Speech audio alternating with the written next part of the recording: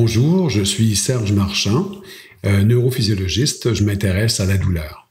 Donc aujourd'hui, je vais vous parler des cannabinoïdes et de leur effet sur la douleur. Dans un premier temps, on va faire un tour rapide du système nerveux à partir de la périphérie jusqu'au centre supérieur pour que par la suite, on puisse voir à quel endroit agissent les cannabinoïdes.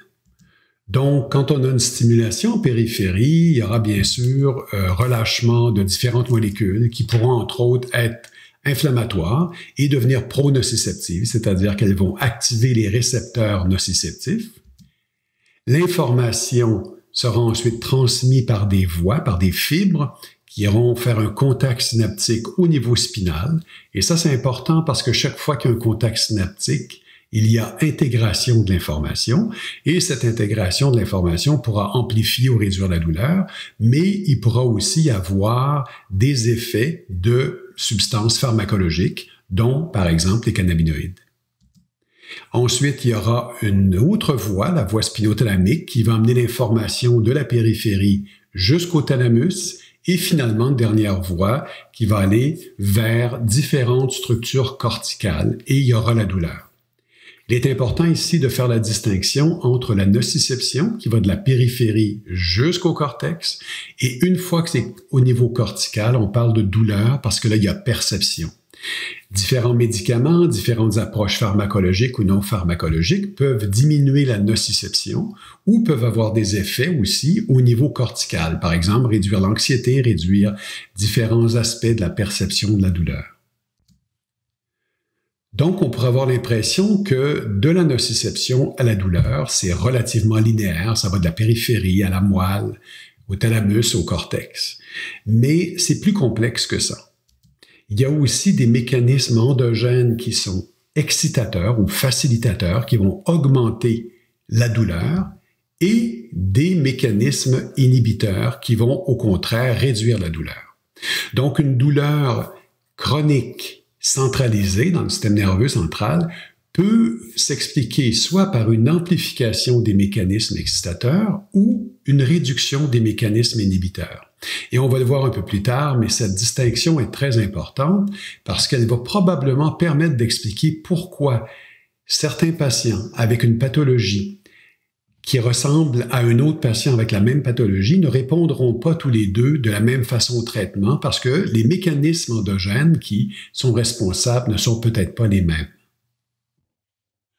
Commençons par voir les mécanismes excitateurs. On va se concentrer sur les mécanismes excitateurs centraux. On sait qu'en périphérie, il peut y avoir aussi une sensibilisation qui va augmenter la douleur, mais on va tout de suite aller vers les mécanismes centraux. Dans les mécanismes excitateurs centraux, si on les regarde, on peut voir que, oui, bien sûr, comme on l'a vu, une fois qu'on a une stimulation en périphérie, il va y avoir un contact synaptique dans la moelle. Comme on peut voir, on voit une petite étoile ici. C'est simplement pour dire que le second neurone est activé, qui va transporter l'information jusqu'au cerveau. Mais vous pouvez voir ici qu'il peut y avoir une sensibilisation centrale. Donc, c'est-à-dire que si on a beaucoup de nociception, donc, s'il y a une douleur qui est persistante, des stimulus douloureux persistants, il peut y avoir à un certain moment donné une espèce de mémoire de la douleur qui fait que la moelle va se mettre à décharger à plus haute fréquence pour une même stimulation douloureuse. Donc, on parle ici d'hyperalgésie, où la moelle va se mettre à décharger à haute fréquence même pour une stimulation non douloureuse. On parle d'allodynie, c'est-à-dire la réponse douloureuse à une stimulation normalement non douloureuse. L'information peut aussi être amplifiée à partir des mécanismes descendants excitateurs et ça va augmenter encore plus cette hyperexcitabilité spinale. Puis il peut même y avoir une sensibilisation corticale ou de plusieurs autres centres, des centres supérieurs. Et c'est ce qui explique que les mécanismes excitateurs peuvent être très complexes. Donc, qu'est-ce qui se passe? Il y a plusieurs sensibilisations, il y a plusieurs molécules qui sont impliquées, plusieurs neurotransmetteurs. Le glutamate, entre autres, semble jouer un rôle très important. Le glutamate, c'est sur des récepteurs NMDA. Ça joue un rôle dans la mémoire, entre autres, mais on pense aussi que ça joue un rôle dans une espèce de mémoire de la douleur, de sensibilisation. Mais il y en a plein d'autres, hein, des canaux de chlore qui sont impliqués, et la liste est beaucoup trop longue pour faire le tour dans le cadre de cette conférence. Les traitements, ben, c'est qu'on va essayer d'empêcher, un peu comme dans le cas de l'épilepsie où il y a une hyperactivité des neurones, on peut utiliser des anticonvulsivants. Et dans certaines douleurs chroniques, ça s'avère être efficace. Il y a aussi les opiacés, bien sûr, et les cannabinoïdes, et puis on va y revenir un peu plus tard. Nous allons maintenant voir les mécanismes inhibiteurs, c'est-à-dire ceux qui vont freiner la douleur en tant que telle. Alors, chaque fois qu'on reçoit une stimulation nociceptive, comme on l'a vu tout à l'heure, il y a un contact synaptique, ça croise dans la moelle, ça monte jusqu'au centre supérieur. Mais comme on peut le voir sur cette diapo, au centre, on voit des coupes du tronc cérébral. Alors, les neurones, même s'ils continuent jusque dans les centres supérieurs, ils vont en passant faire des contacts synaptiques dans le tronc cérébral. Et si la douleur qu'on a reçue était suffisamment intense et sur une surface suffisamment grande, ils vont déclencher un système inhibiteur descendant, c'est-à-dire qu'ils vont recruter des neurones qui sont sérotoninergiques et noradrénergiques, donc de la sérotonine, noradrénaline, et aussi d'autres neurones, probablement des encéphalines et même des endocannabinoïdes, qui vont descendre vers le système nerveux spinal à tous les niveaux du système nerveux, donc de façon diffuse et qui vont bloquer la douleur. C'est pour cette raison que quand le Barr, dans la fin des années 70, avait découvert, si vous voulez, ce mécanisme chez le rat, il l'avait appelé les contrôles inhibiteurs diffus nociceptifs. Donc, c'était des contrôles d'inhibition qui produisaient une analgésie diffuse, donc sur l'ensemble du corps, suite à une stimulation nociceptive. On l'appelle aussi aujourd'hui le Conditioned Pain Modulation en anglais, ou la modulation conditionnée de la douleur, surtout quand on parle de recherche chez l'humain, parce qu'il n'y a pas toujours une stimulation nociceptive, ou il y a plusieurs paramètres qui changent, mais ça reste le même phénomène.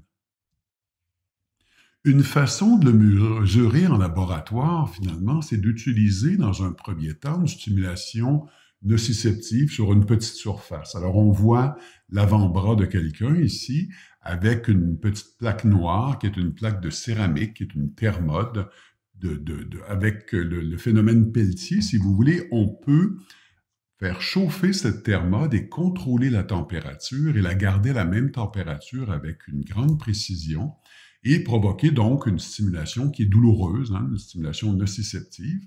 Et vous pouvez voir que dans la main opposée du même sujet, il tient un curseur qui va lui permettre de bouger vers la droite, de gauche à droite, le curseur pour mesurer sa douleur. Donc, c'est une échelle visuelle qui est analogique, donc qui est numérique et qui va permettre d'enregistrer sa douleur en continu. Ça, c'est le stimulus test, si vous voulez, avant. Ensuite, on demande de mettre le bras opposé dans un bassin d'eau très froide, donc généralement autour de 10 degrés, 5, 10, 12 degrés, dépendamment des projets. Et ça va provoquer une douleur sur une grande surface.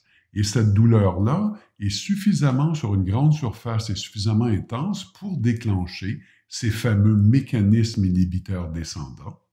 Et on recommence ensuite la stimulation sur le même bras qu'on avait fait avant. Donc, on a retiré le bras de l'eau et on recommence pour voir s'il va y avoir un effet analgésique ou si ce sera la même perception de douleur ou au contraire un effet hyperalgésique. Ce qu'on va voir ici, c'est qu'il va y avoir une ligne noire qui représente la température de la thermode qui va monter pendant un certain temps, qui va se stabiliser et qui, pendant 2 minutes, va rester à 46 degrés. Mais le sujet ici ne sait pas ce qui se passe avec la thermode et c'est simplement qu'il faut qu'il évalue la perception de sa douleur. En bleu, ce qu'on va voir, c'est la fameuse échelle visuelle numérique qu'a bougé le sujet et on va voir apparaître sa douleur finalement au même moment. Donc on voit monter la température, ça stabilise et en bleu, on peut voir que la douleur augmente. vous remarquerez que même si la température était restée au même niveau, la douleur, elle, a augmenté. On appelle ce phénomène-là un phénomène de sommation temporelle. C'est donc une belle façon de mesurer les mécanismes excitateurs en laboratoire, relativement simple. Et on sait, après plusieurs expériences dans plusieurs labos à travers le monde, que ce sont des mécanismes qui sont centraux. Donc, ce n'est pas uniquement une sensibilisation en périphérie, c'est aussi un mécanisme qui est central, qui peut être bloqué avec certains médicaments, donc des opiacés, par exemple. Si on demande maintenant à la personne de mettre son bras dans un bassin d'eau très froide du côté opposé, dans ce cas-ci, c'était pendant 2 minutes à 10 degrés Celsius, et qu'on recommence la stimulation du début, exactement la même stimulation, vous pouvez voir que la perception de la douleur a diminué de façon significative. Alors, le CPM, c'est le Conditioned Pain Modulation en anglais, donc la modulation contrôlée de la douleur, et on peut voir qu'entre avant et après l'immersion, il y a eu une réduction de près de 50%, ce qui est quand même très important, parce que c'est une douleur expérimentale, donc le sujet sait à quoi s'attendre, il s'attend à la même douleur, et on a vraiment l'impression, quand on fait l'expérience, qu'on a réduit la température de la thermone. Donc c'est un phénomène qui est relativement facile à mesurer en laboratoire. On peut ensuite de ça enregistrer ce qui se passe dans le cerveau, au niveau spinal, le système nerveux autonome, et faire beaucoup de projets autour de ça. Mais il y a certaines pathologies ou certains syndromes, si vous voulez, comme dans le cas de la fibromyalgie, où des études avaient montré que justement la sérotonine et la noradrénaline, qui semblent être à la base du système inhibiteur descendant, étaient déficitaires, surtout dans le liquide céphalorachidien. Donc, quand ils ont eu des ponctions lombaires pour une intervention, les gens en ont profité pour regarder le niveau de sérotonine et de noradrénaline, et on a vu que chez ces patients, si vous voulez, ce groupe de patients, il y avait un déficit. Alors, on s'est dit, s'il y a un déficit de sérotonine et de noradrénaline, et qu'en plus les douleurs sont diffuses, c'est peut-être le système de freinage qui est problématique. Alors, on est allé voir, c'est la même expérience, ça c'est la perception de la douleur avant d'avoir mis le bras dans l'eau froide, et celle-ci, c'est après. Alors, on peut voir ici qu'effectivement, en moyenne, chez ces sujets, il y a un déficit des mécanismes de freinage de la douleur. Donc, on pourrait penser que chez ces patients, le problème n'est pas tellement un mécanisme excitateur, mais plutôt inhibiteur. Mais il faut être prudent. Alors, vous allez voir, je vais vous montrer d'autres données qui nous demandent d'être prudents. Mais juste avant, je voulais vous dire aussi que ce n'est pas uniquement dans la fibromyalgie, mais c'est vrai aussi dans certains maux de tête, c'est vrai dans le côlon irritable, c'est vrai dans la névralgie du trijumeau, et il y a plein d'autres pathologies où ça a été enregistré aussi. Et c'est vrai aussi, c'est associé à certains traitements. Il semblerait que la prise d'opiacés à long terme pourrait réduire l'efficacité de ces mécanismes inhibiteurs. Ici, chaque petite barre, si vous voulez, noire, est un sujet et comme elles vont vers le négatif, c'est une réduction, donc une réduction de la douleur. Donc, c'est la perception de la douleur entre avant et après avoir mis le bras dans l'eau froide, le bras opposé. Alors, vous pouvez voir ici que la première barre à la gauche, on a 50, presque 60% de réduction de la douleur et que graduellement, on a mis en ordre d'efficacité du système les sujets. Et quand on s'approche du milieu, vous pouvez voir qu'il y a très peu de réduction de la douleur. Mais ce qui est encore plus étonnant, c'est regardez, il y a près de 20% des sujets qui présentent une hyperalgésie.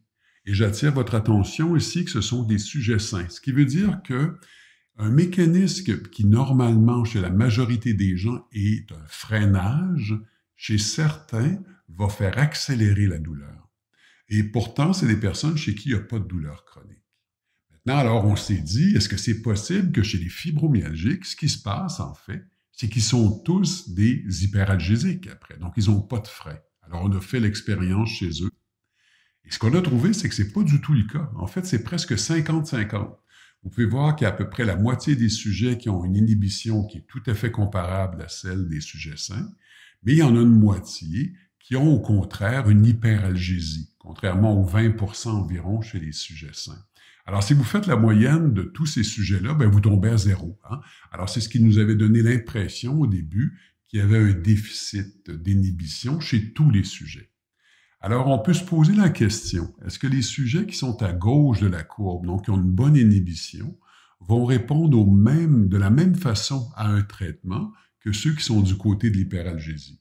En fait, on sait déjà que c'est non la réponse, mais la probabilité était élevée quand on regardait ça, parce qu'on voit des sujets différents qui présentent pourtant des problèmes de santé qui sont apparemment les mêmes. Alors, quels sont les facteurs qui sont potentiellement liés à l'hyperalgésie et comment on devrait en tenir compte dans le traitement? En fait, il peut y avoir une augmentation de l'activité excitatrice, qui peut être spinale, qui peut être corticale. Et les traitements pour réduire cette hyperactivité vont être, par exemple, des anticonvulsivants. Ce n'est pas les seuls, mais les anticonvulsivants, les opiacés, et on voit de plus en plus dans la littérature aussi que les cannabinoïdes peuvent avoir un effet.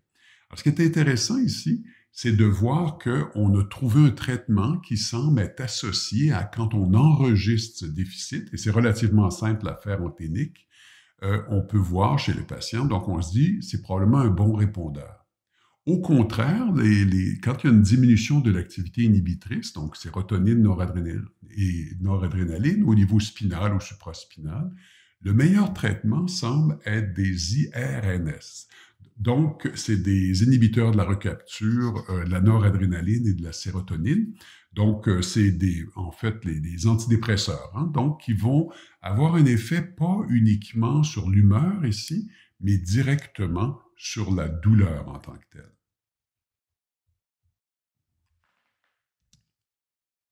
Mais ce qui est important de retenir ici, c'est que si on trouve quelqu'un avec une problématique où c'est une hyperactivité qu'on enregistre plutôt qu'un déficit de l'inhibition, on ne peut pas utiliser la même approche pharmacologique.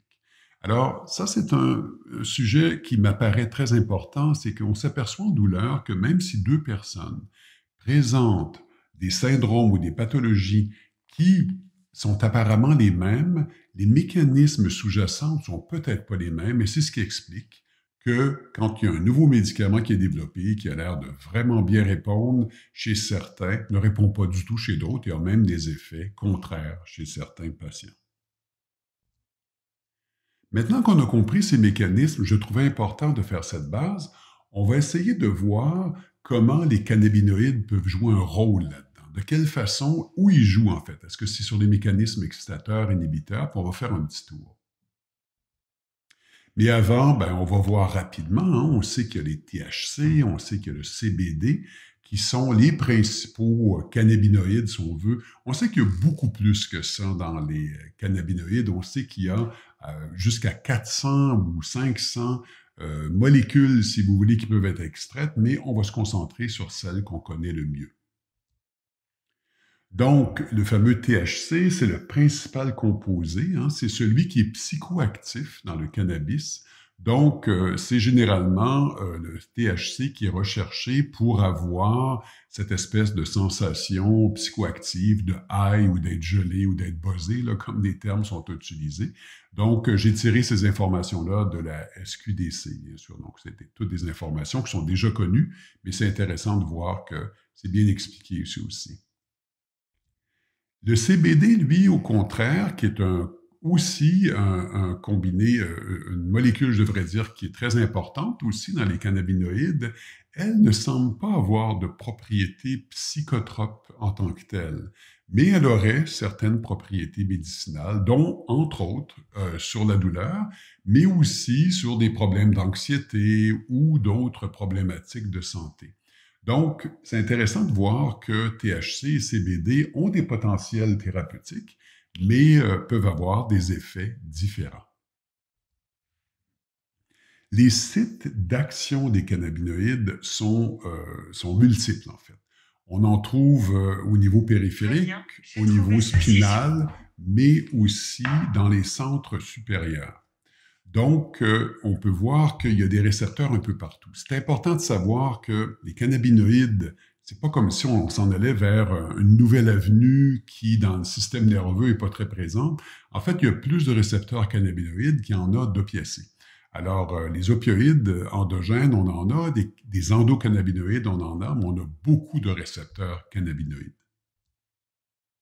Donc, comme on a vu, THC du cannabis, donc tétrahydrocannabinol, on peut voir que c'est psychoactif, ça agit sur le psychisme, sur le rythme cérébral, mais ça possède également des vertus anti-inflammatoires et antimétastatiques. Donc, c'est intéressant, le côté anti-inflammatoire pour la douleur, on va le retenir, c'est quelque chose qui peut être important.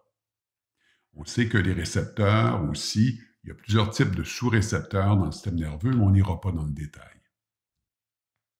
Le cannabidiol, lui, est un cannabinoïde, c'est le deuxième plus élevé après le THC, si on veut. Il est déjà présent dans certaines formulations qui sont sur le marché, dans lesquelles on trouve du THC, mais on trouve aussi du CBD. Donc, le Sativex, par exemple, l'Epidiolex, le Canador, et il y en a peut-être d'autres sur le marché que je ne connais pas, mais c'est déjà utilisé pour la douleur, entre autres. Il y a plusieurs études, j'ai pris un exemple ici qui date de 2018, donc c'est pas très vieux, mais qui est intéressant. C'était une espèce de relevé de littérature dans lequel on montrait que le cannabis fumé dans ce cas-ci, ou encore ingéré là, à partir de la plante, là, les phytocannabinols, permettait d'avoir des effets sur des douleurs arthritiques, des effets positifs, donc de faire réduire la douleur arthritique. Et ce qu'on s'était aperçu, c'était sur un modèle animal, et on l'a vérifié chez l'humain.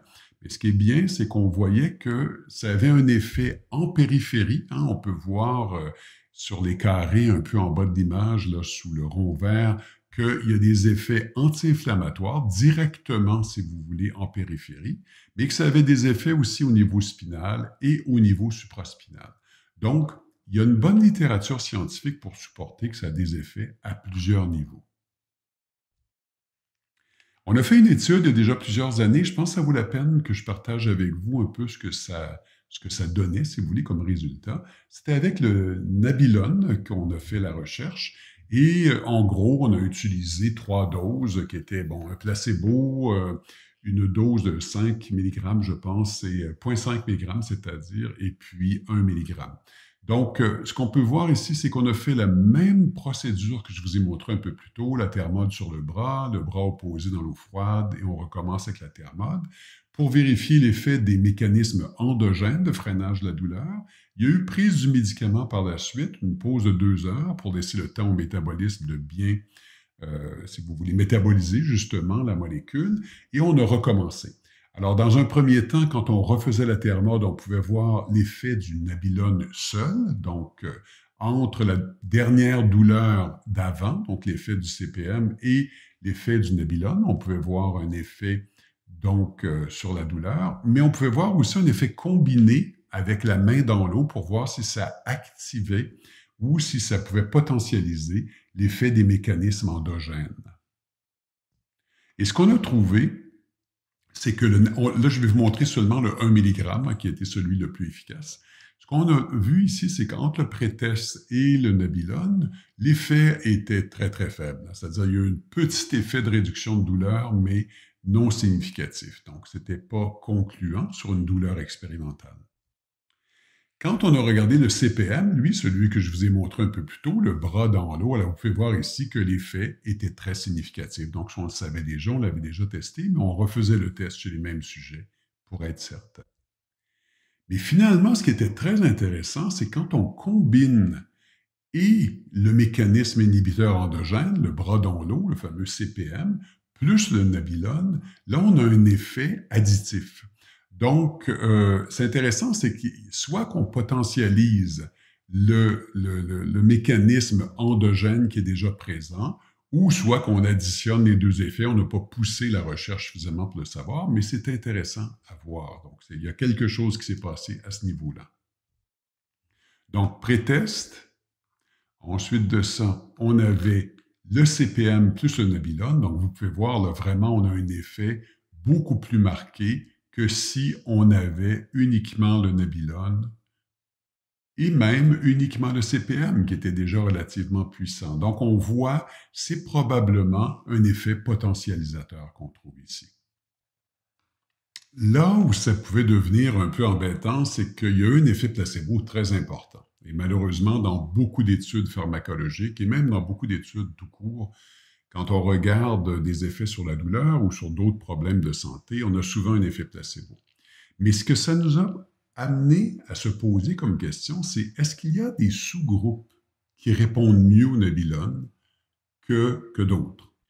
Et en effet, vous allez voir ici, quand on a séparé les répondeurs des non-répondeurs, regardez bien ce qu'on a trouvé. Ici, vous avez l'effet du CPM seul chez ce groupe. Donc, comme un peu plus tôt, je vous montrais, c'est efficace. Vous avez le Nabilone. Regardez cette fois-ci, ce sont des répondeurs, donc ils ont un effet analgésique du Nabilone. Et l'effet potentialisé est très important. Donc, les répondeurs ont un bon effet, si vous voulez, du Nabilone sur le CPM. Regardez maintenant ceux qui étaient des non-répondeurs de Nabilone. Alors, les non-répondeurs, vous pouvez voir, ils n'ont pas eu de réduction, ils ont même eu une augmentation de la douleur légère qui était non significative, mais même le CPM plus Nabilone n'était pas très, très efficace. Alors, il y a vraiment quelque chose ici comme un effet potentialisateur.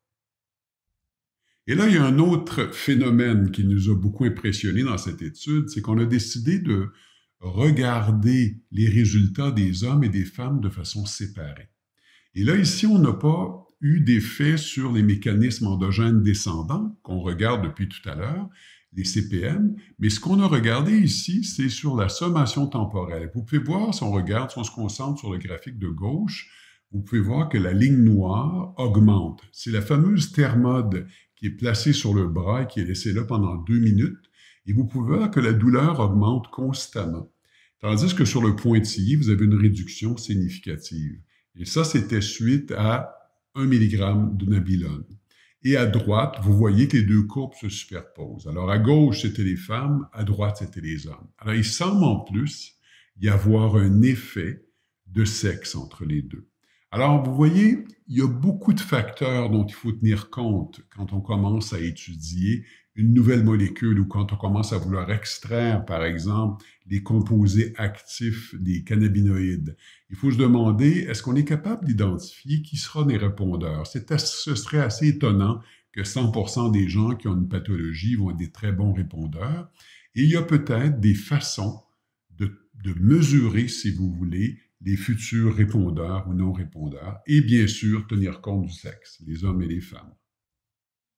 Donc, en gros, quand on veut étudier une approche pharmacologique, on se pose la question, est-ce que je vais avoir un effet périphérique? Ben, il y a déjà des médicaments, les anti-inflammatoires, les coxibes, les stéroïdes, la capsaïcine, les opioïdes même peuvent agir en périphérie, surtout quand il y a de l'inflammation. Mais on sait aussi que les cannabinoïdes peuvent avoir un effet anti-inflammatoire, donc il y a probablement des approches topiques qui pourraient être intéressantes avec les cannabinoïdes. Mais on peut aller au niveau spinal et on sait que les anticonvulsivants, par exemple, si on a une hyperactivité, vont avoir un effet. Mais les cannabinoïdes aussi, selon les études, semblent avoir un effet qui va diminuer cette hyperactivité-là. Et c'est ce qu'on a trouvé nous aussi, mais c'était surtout chez les femmes dans notre étude.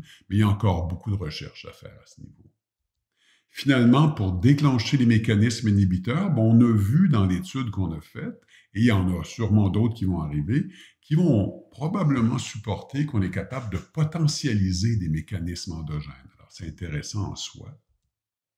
Et pour les centres supérieurs, on sait que les effets psychotropes, s'ils sont utilisés à bon escient et à des doses bien contrôlées, on aura peut-être un effet aussi positif sur de relaxant, par exemple, anxiolytiques. Il faut aussi tenir compte du fait qu'il y a des approches non pharmacologiques qui peuvent être utilisées en même temps que des approches pharmacologiques. Donc, on peut potentialiser l'effet de l'un et de l'autre.